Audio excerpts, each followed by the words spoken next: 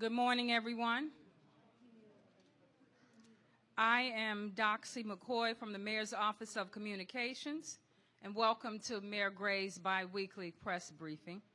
We are here at Edgewood Terrace as opposed to our usual location, the John A. Wilson Building, because we are highlighting some of the great programs that are taking place in this building that involve increasing financial literacy. First, I have a couple of preliminary announcements, and I direct the media to your handouts and folders. This is our first press briefing since the mayor announced last Friday that he was pleased to nominate Brian Hanlon, the interim director of the D.C. Department of General Services, or DGS, to head that agency permanently. You might recall that under the mayor's direction, the agency was created last year as a way to consolidate functions of multiple agencies and to improve efficiency and effectiveness in the government. Mr. Hanlon must be confirmed by the council, but in the meantime, Mayor Gray reiterates his congratulations and confidence in Brian Hanlon to continue leading what is now one of the district's largest agencies. Also, here's a reminder of the next round of fiscal year 2013 budget town hall meetings Mayor Gray is hosting. We had the first one. We had a good turnout and a good meeting in Ward 8 a couple of nights ago. This evening, this Wednesday, April 4th, the mayor will take his budget message to Ward 3, and we will be at the Alice Deal Middle School. That's located at 3815 Fort Drive Northwest. The meeting will take place from 6:30 to 8:30. We will be here in Ward 5 on next Tuesday, April 10th. That meeting also will be 6:30 to 8:30. That will take place at the McKinley Tech High School, located at 151 T Street Northeast. A full list of the mayor's budget town hall meetings can be found on budget.dc.gov. That's budget.dc.gov. All DC residents are encouraged to attend the meetings in their wards or in any ward. It's a great opportunity to learn what's in the mayor's budget plan, to ask him questions, and to give feedback, pro or con. Finally, a reminder to all to silence their cell phones. We ask all speakers to identify yourself if the mayor calls you to the podium for the benefit of the audience here and watching on Office of Cable Television Channel 16.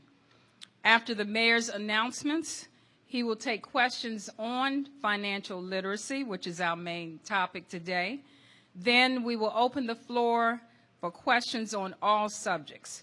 Questions should only come from the media. If a member of the public has a question, afterwards, the mayor or a staff member can entertain your question as time allows. And the mayor should be here coming up very shortly. Thank you.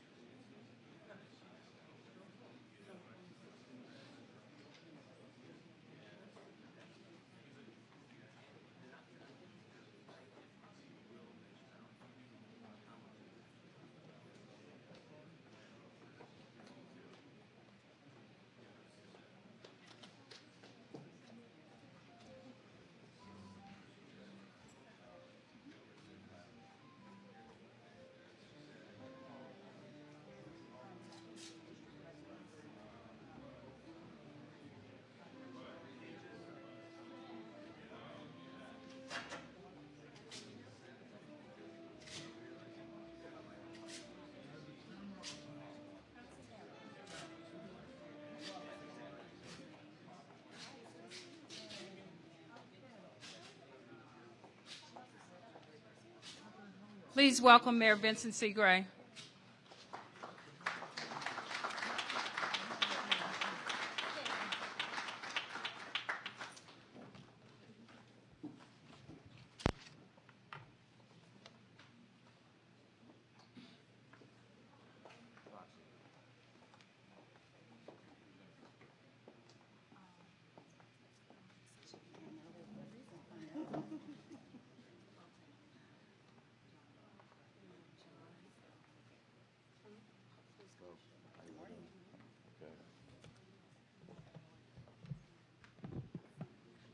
Well, good morning, everyone. Let me start out by proclaiming April as Financial Literacy Awareness Month, and we're delighted to be able to focus on this hugely important issue, and we're going to present a proclamation shortly as well to recognize that. As many of you know, continuing education reform is one of the 4 key priorities of our administration, along with job creation and economic development, and obviously that is related to this. Fiscal stability, obviously related, and of course public safety.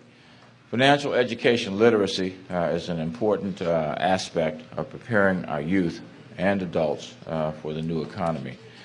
Today, with the pertinent government agencies and community partners, we're embarking on a journey to put underserved and unbanked residents in a better position to help themselves by becoming more financially literate and aware of services that are available to them.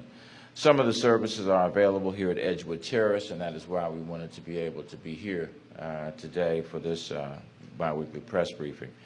In terms of background, in 2008, along with several members of the council of our city, I co-sponsored the Financial Literacy Council Establishment Act. What we're doing today sets in motion the implementation of the legislation. The legislation established a panel for the purpose of advising the executive as well as the council on financial literacy issues. Shortly, I will introduce the Financial Literacy Council. But first, in keeping with Financial Literacy Awareness Month, I am delighted to announce a new series of workshops and seminars that will be available through Bank on DC here and at other locations across the city. Bank on DC is a public-private partnership involving the Department of Insurance, Securities and Banking, DSB of course, financial institutions, and nonprofit organizations to improve access to financial education and services for those currently not taking advantage of them. And the partnership already has done a phenomenal job in helping to close the gaps for people who have not been using reputable banking or other savings outlets. I want to encourage district residents to see how they can benefit during this month and then, of course, all year round. Go to bankondc.org or disby.dc.gov for the details of a variety of programs and services that will be available increasingly during the month of April and then thereafter. There are a few of those areas that I want to highlight. One is the investor education in your workplace program. DSB is working with the Investor Protection Trust and the Maryland D.C. Credit Union Association to provide training for credit union employees to better serve their customers. And I want to highlight the Financial Literacy Day of Service, which will be upcoming later this month on April 30th. On that day, on April 30th, DSB and Operation Hope, and we'll hear from John Bryant shortly, will bring special financial education workshops to students at our H.D. Woodson High School in Ward 7, which of course is newly built, opened in August of 2011. For those of you who haven't been there, you need to go there to see a magnificent building providing education to our children. This is another way that we're seizing the future so that our youth and adults will have the tools necessary to succeed in this new economy. As tax season is winding down, first thing I want to make sure you do is file your tax returns.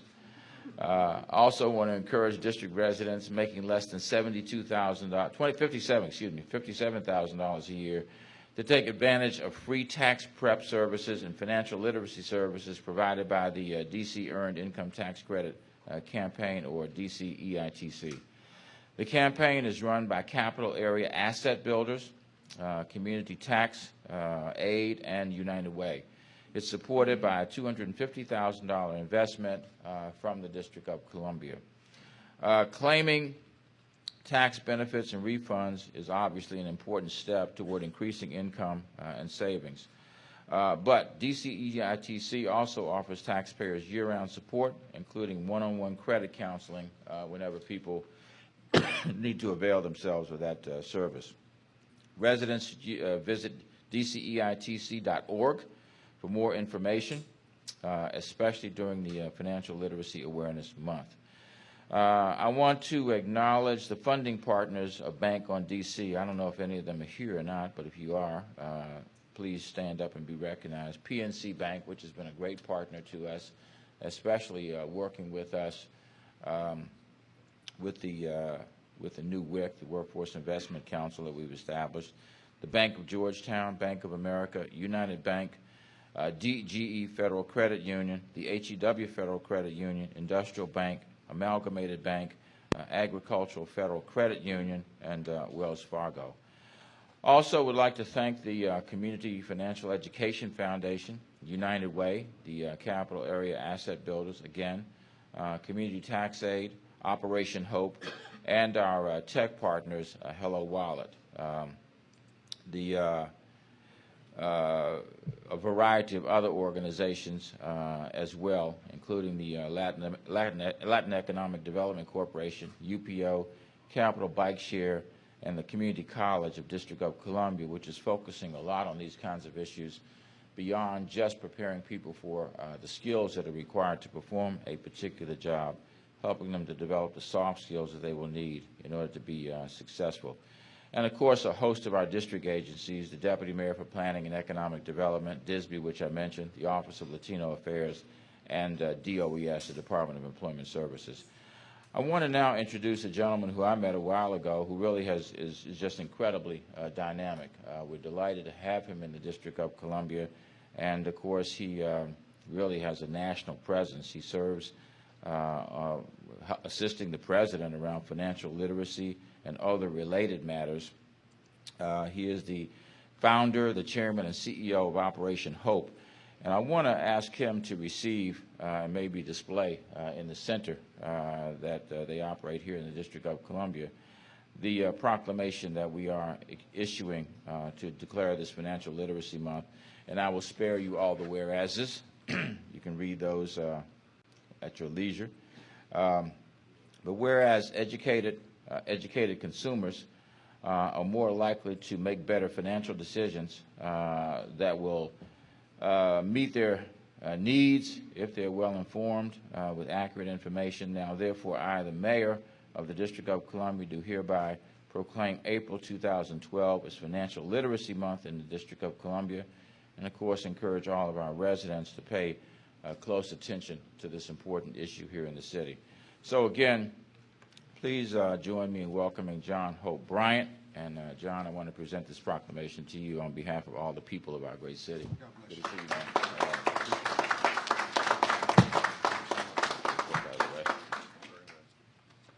We will proudly display this in the Hope Center on Good Hope Road. It's been said that, actually, Ambassador Andrew Young, my mentor who sends his regards this morning, it's been said by him that coincidence is God's way of staying anonymous. He reminded me this morning that this was the day that Dr. King was killed. And he was killed pushing the Poor People's Campaign, right on the cusp of what he called the third and last movement, poverty eradication. His life was cut short. And so rainbows follow storms. I flew in, changed my schedule to be here today. I flew in, I was in New York, and when I heard the mayor was doing this, I had to be here. This is before I knew about the anniversary. What I remembered, and this is before I was appointed chairman of the committee on the underserved and community empowerment for President Barack Obama, for the President's Council on Financial Capability. I serve in that capacity now. This was really in salute to a man who, when he was councilman, wasn't even in his district, actually. We were in the 8th District. We are in the 8th District. We have a Hope Financial Dignity Center on Good Hope Road. He came out, and I believe it was 05 or 06, as a councilman, Councilman Gray, to the opening of a center that back then in that time, you remember in 05 or so, financial literacy was not a prime time issue. It was not a mainstream issue. It was not a mainline issue. In fact, the economic crisis had not hit. We were supposedly in a period of utter prosperity. And so people weren't focusing on these issues. But the councilman was. And he came out and he showed leadership. And later on, when President Bush took one of our recommendations, when he was president, made the President's Council on Financial Literacy, for which I served as vice chairman of. I couldn't get the president to really focus on this, even though he created the council. But one city took a recommendation I had, one district, city, state, took a recommendation. You'll get that later. You got it right now. Voting. Took a recommendation that I had given to the president, which was that the President's Council cannot be operational at the federal level. I want to thank the banking commissioner and the banking department here for their hand in this. But the cities could. And we propose the creation of local financial literacy councils, specifically mayors' financial literacy councils. We got no takers. But somehow in 08, we found out that the District of Columbia had, in fact, passed a resolution to create a local financial literacy council. And it sort of sat around and there was some action and some activity. But then in my new role as chairman of this new committee, fast forward now, the Hope Center is up and operational. Operation Hope has delivered $1.1 billion in private capital to America's inner cities. The guy who made the suit that I'm wearing today, actually, we put in business. We raised his credit score 120 points. If you can move somebody's credit score from 550, let's talk real talk now, from 550 to 670, you fundamentally change their life. 550 is predatory lending. That's payday loan lenders, rent-to-own stores, check cashers, title lending stores, rent-to-own stores, renting rim stores. I don't know if you know about this. There's renting rim stores. Don't let me get started on that. And they're all next to liquor stores because they're all feeding on emotional, psychological, intellectual, and financial poverty. Those are 550 credit score communities. You can do all you want to do. You can pick it. You can vote. You can not vote. You can do it. But those communities are going to be preyed upon by financial predators. But when you move a credit score 120 points, over 5 years, you will turn a check cashing community into a banking community and a credit union community.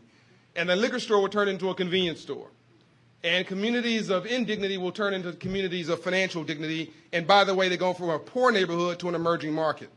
Taxpayers for the district. People who have the dignity to do for themselves. This man had the vision way back then. And so today, even though this guy is now doing $1 million a year in revenue, we put him in business with $35,000 loan. He's employing people, and we have hundreds of examples of this. And we're all around the country and around the world, but it started here in the district. And so now the president has said to me, we want to create local and state councils around the country. Think about the National Conference of Mayors. Think about the National Federation of Governors, having local mayors' financial literacy councils. Well, we've got one teed up in Newark. We got one teed up in Miami, and other cities are now rallying around this. But guess where the first one was created? And so when I heard that they were operationalizing the first council and appointing people to it and making it real in the district, in our nation's capital, where also this legacy of Operation Hope was in many ways born, I wanted to come and pay my respects. I'm going to end here by suggesting that what you're doing here is a continuation of Dr. King's dream. That this is not about checking savings, credit, and investment in the history of banking. Here's what it's about. If you don't understand the global language of money today, financial literacy, and you don't have a bank account today, you're an economic slave. That if you want to have social justice, you have to have economic justice first. We're living in an economic age.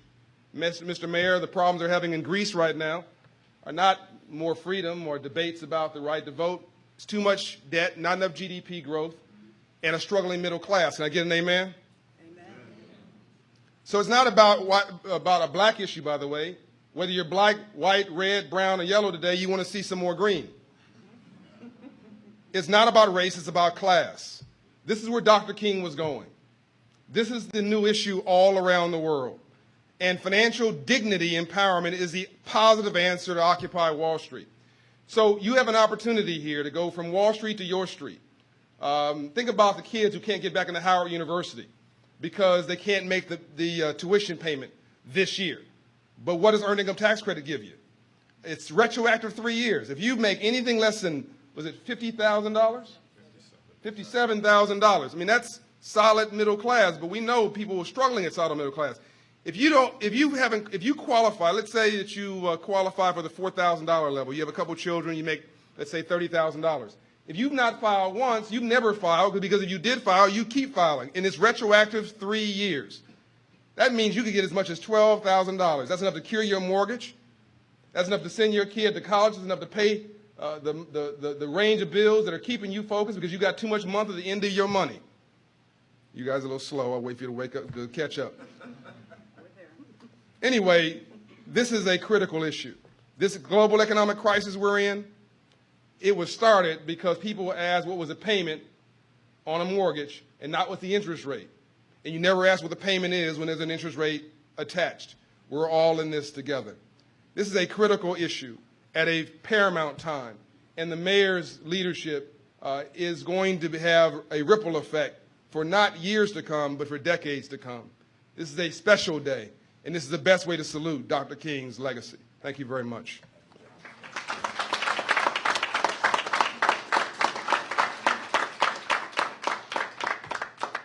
I want to thank John for changing his plans to be here with us.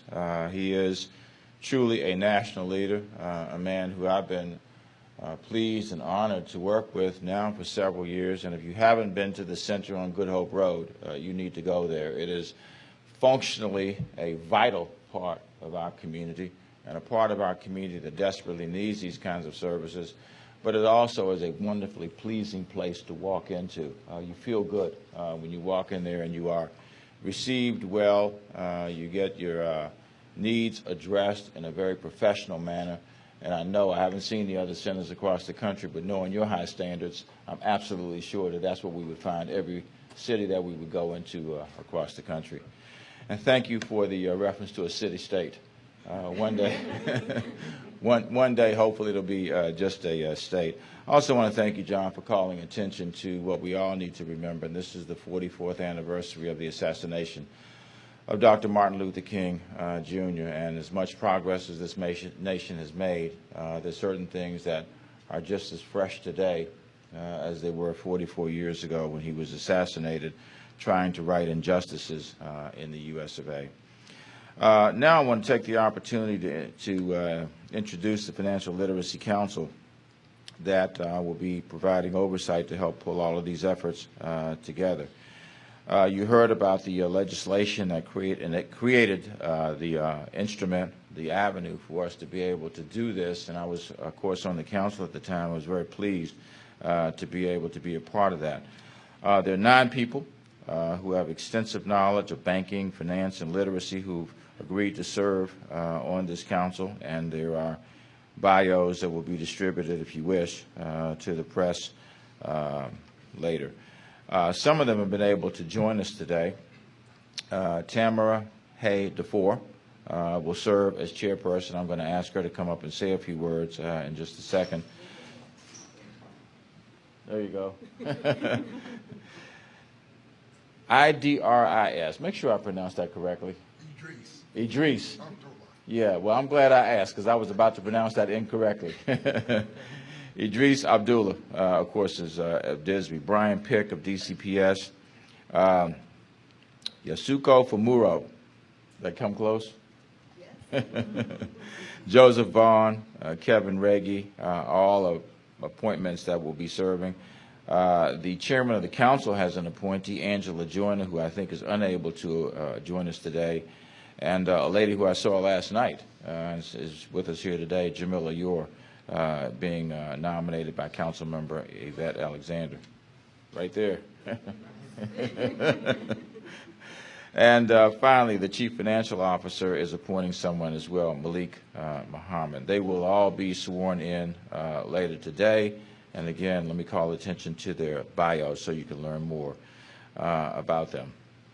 I think we know that their knowledge and their skills and their experience will substantially move us forward in terms of promoting financial literacy in the city. They will focus on things like guiding academic programs across the institutions that provide education in the city, supporting residents who are trying to recover from bankruptcy or foreclosures or other financial setbacks here in the District of Columbia. And of course, I noted in the State of the District address, and we're continuing to see some glimmers of progress about our economy, but there's some residents who not only have not benefited from whatever progress we may be making, but they really have had setbacks in this fiscal environment over the last 2 or 3 years. We think, in terms of the priorities that we've established, that focusing on financial literacy, raising financial literacy, is yet another critical way of being able to improve outcomes for the people who live here in the District of Columbia. So that having been said, I want to ask Tamara, our chair, if she would come up and say a few words, and then we'll be happy, first of all, to take some questions on the Financial Literacy Council, and you're welcome to pose them to me or anyone who is standing behind me, including, of course, John Bryant. Thank you. Good morning, everyone. My remarks will be very quick and very brief.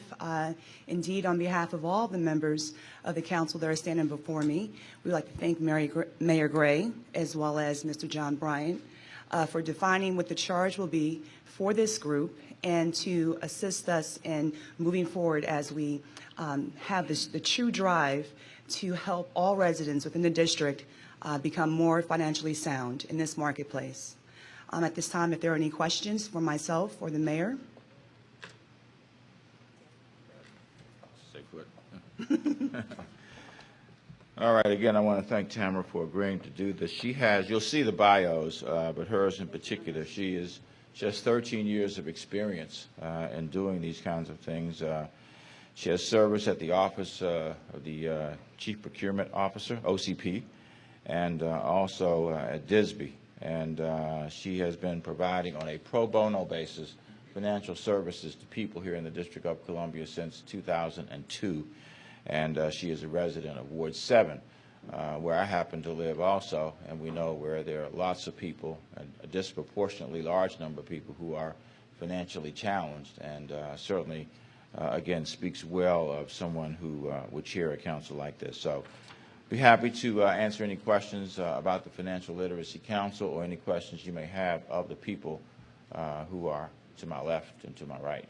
Yes, Rita. No, you know what, Rita? Yeah, well, yes, just media. That's right. Sorry about that. Any media questions? On any subject? Not yet. Well, I knew you'd have a question on any subject. Did you think I had any doubt? That isn't usually the case either. All right. Thank you all very much. Thank you. Thank you all for your work, Mr. Sir. Thank you very much.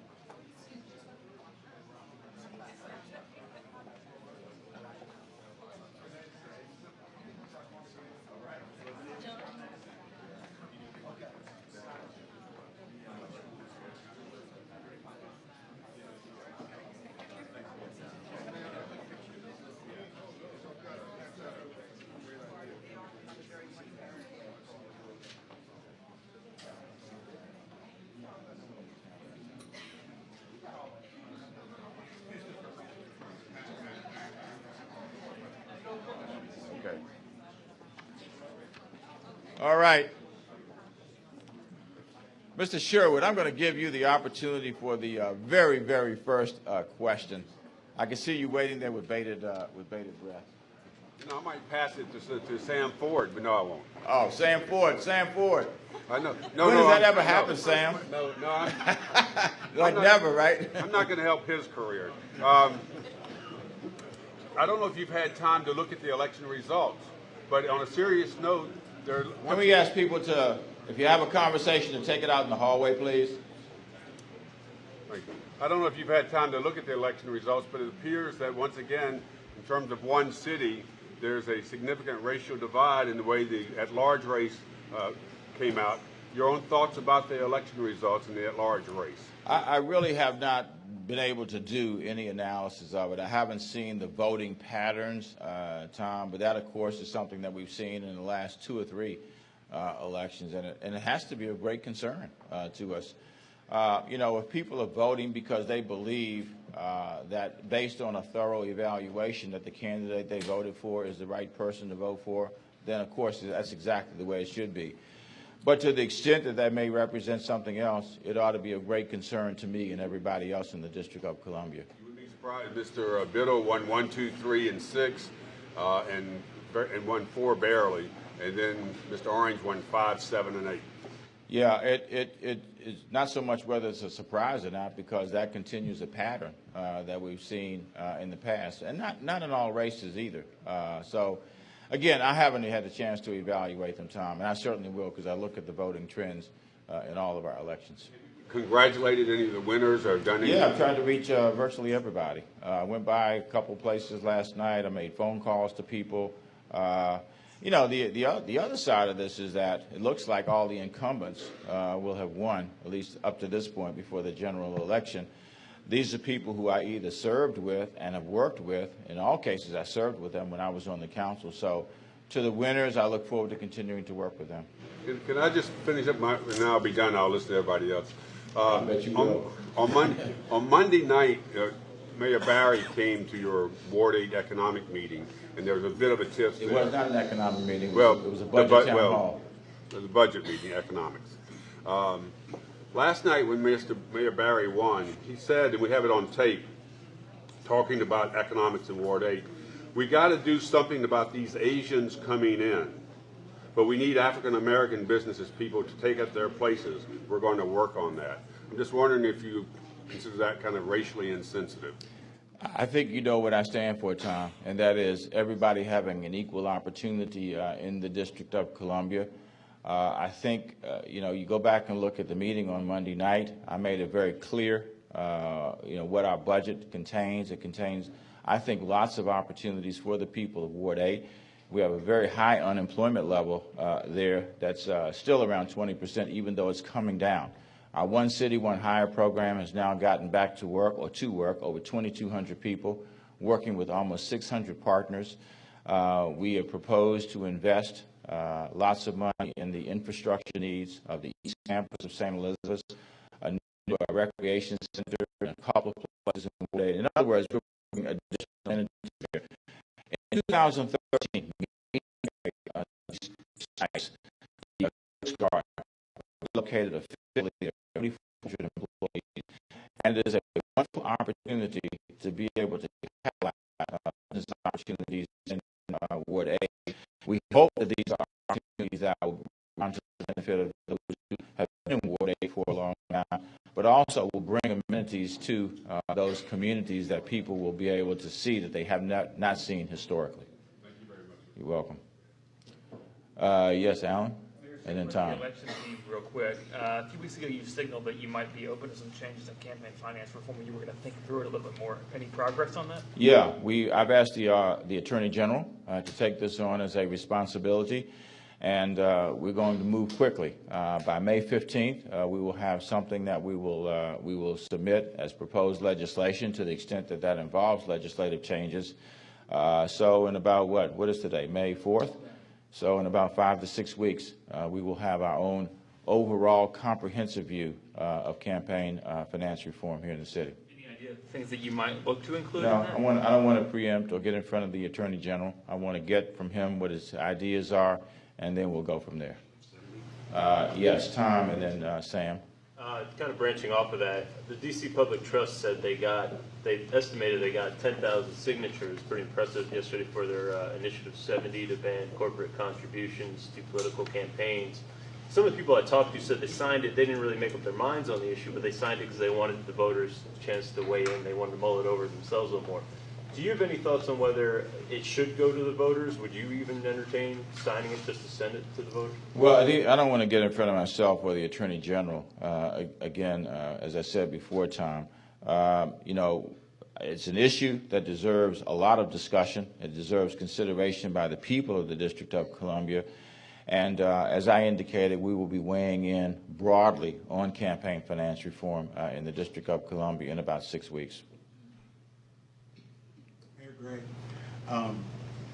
The Biddle-Orange race, I think there's like 500 votes that separates the two of them, and you still got the absentees and provisional ballots out. I don't know how you want to answer this, but which one did you vote for, or which one would you like to see ultimately the winner? Voting was a private matter in the District of Columbia, Sam. Let me ask you this. Which one would you like to see ultimately as the winner? I want to work with the best candidate that the people send to the Council of the District of Columbia. I have promised to do that. I will do that. And by the way, I've actually served with both of them.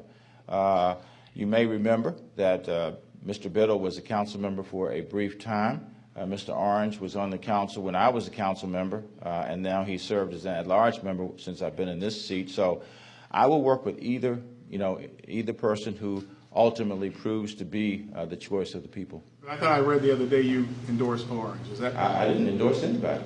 So you haven't? No. You used to, but you What at paper one point you been endorsed reading? Biddle. I'm sorry? You need to keep tuned to channel 7. Well, That's where you get all the news. I did not endorse. People asked me about the candidates, and I talked about the candidates that I knew. So I don't think you'll find any official endorsements of anybody from me. So you didn't tell anybody you supported. I just answered that, Sam. I'm sorry? I just answered that. I said that I did not endorse anybody. Qualified with official. I thought maybe there was some difference there. Sam, let me At try some this point you did again. endorse Biddle. I did not endorse candidates in this race. There are other people who asked me that, and I didn't endorse anyone. So it doesn't matter to you. Whichever one is fine. I'm going to try this again. I will be happy to work with the people's choice for the at-large position on the Council of the District of Columbia, having worked with both. Both have been in that capacity, essentially in the same seat in the last couple of years. So I will look forward to working with whoever ultimately proves to be the choice.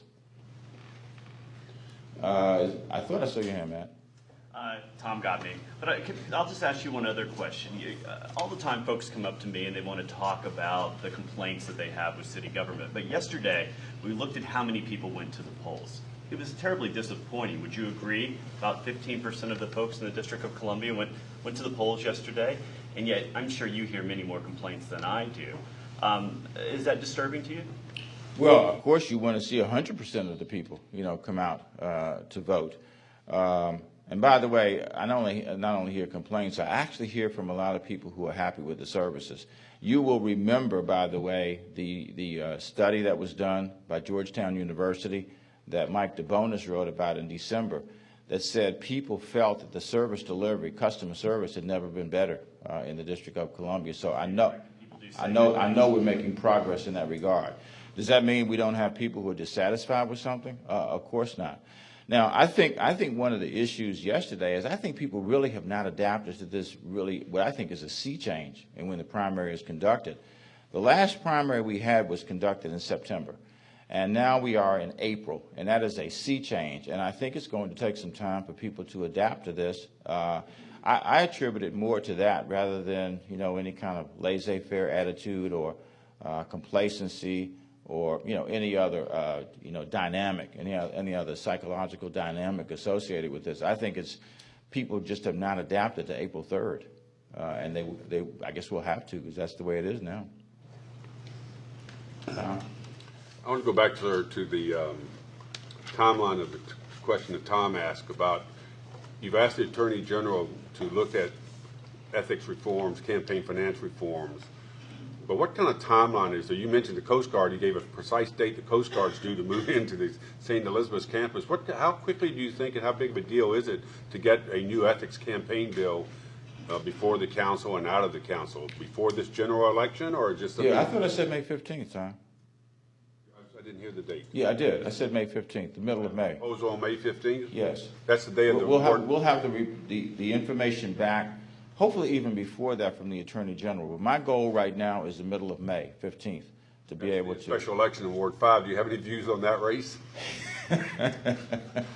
May 16th, Tom. Thank you. Thank you all very much.